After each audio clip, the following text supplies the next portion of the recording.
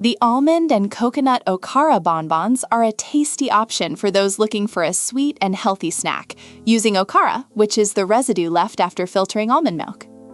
Ingredients: 1 cup of almond Okara. Okara is the residue from the preparation of almond milk. 1/2 cup of shredded coconut. 2 to 4 tablespoons of maple syrup or honey, depending on the desired sweetness. 1 teaspoon of vanilla extract, optional. 1 pinch of salt. Dark chocolate for coating, optional, omitted if you want a completely raw bonbon.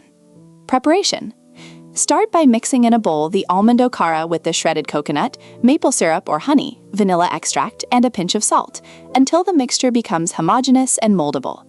Form balls with the mixture and place them on a tray lined with parchment paper.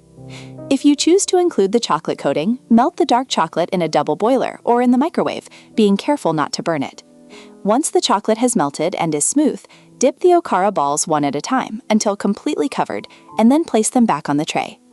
Put the bonbons in the refrigerator for at least an hour so they firm up. Trivia: Okara is a very versatile ingredient, rich in fiber, and using it to prepare these bonbons is a great way to reduce waste and give new life to the byproducts of making almond milk. This recipe is not only healthy, but also contributes to a sustainable culinary approach. If you have other ingredients available and want to further customize your recipe, let me know, and I would be happy to suggest some variations.